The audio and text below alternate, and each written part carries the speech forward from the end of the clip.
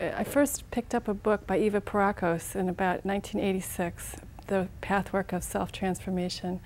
I was drawn to it because I've always been into transformation. I had just come back from living in Asia, and I picked it up, I read it cover to cover. I didn't understand a word, it all went right over my head. About 15 years later, I entered into Barbara Brennan's School of Healing, and some of that's based upon this work. And I read some of the lectures again, and then I revisited the book, and it made a lot of sense. I tended to live my life behind veils. I was hidden, and I wasn't really able to see other people, and I wasn't able to see myself. And I didn't want to hide anymore from myself or from others. I wanted to be real with other people. I felt that if there was anything I could ever be with someone is to just really be with them. And I felt lonely and lost that I hadn't been able to do that before. So slowly, slowly I'm taking down the veils. I feel my deepest relationship with those with whom the people I love as much as I do my family, my sisters, my brothers, you know, and I've always felt that I was sort of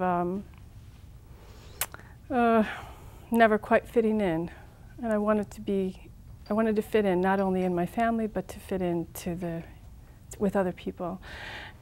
So I feel that's changing slowly, and I feel that the reason why I didn't fit in was me. I'm the common denominator. It didn't have anything to do with anybody else rejecting me. It was me rejecting others out of fear of rejection and abandonment. So that's helped me become closer to them. They've seen a tremendous change in me. I don't see the change that much, but they say I've changed a lot.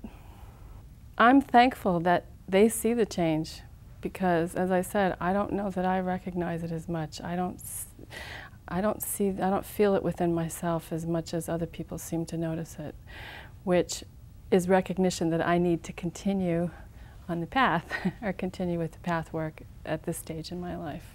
I feel that I'm more confident with other people. I used to always stand in the corner and kind of shy, you know, didn't want to interact with people as much, kind of watching people rather than being out there. I love the lower self. I think my lower self is, it's been a master for a long time, and it's very powerful, it's very strong, it's very negative. It has a lot to offer, a lot of passion and life force. And so working with that and getting to know that in a positive way, trying to help it grow up, has given me more life energy and life force. I used to be very tired a lot, and I sense that now I have a lot more energy, a lot more things that I may be capable of doing.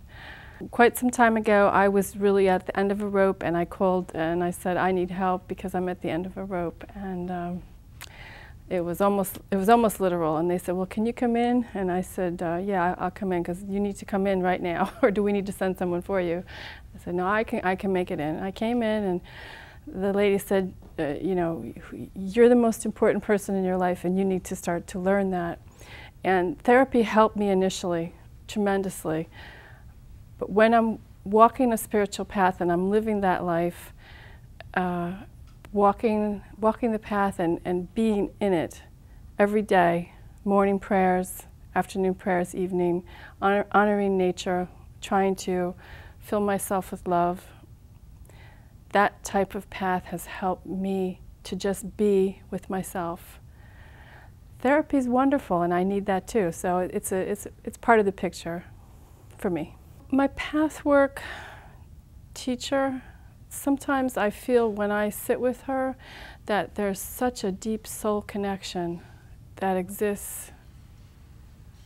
It's hard to explain, but it's like the presence of, not her, I'm not saying that she's God or anything like that, I'm God, but it's like the presence of God, our God selves emerge. And it's momentary. It doesn't, sometimes I experience it in other veins, but I do experience it with her, and it's helped me to bring that out into my everyday life, not just in therapy.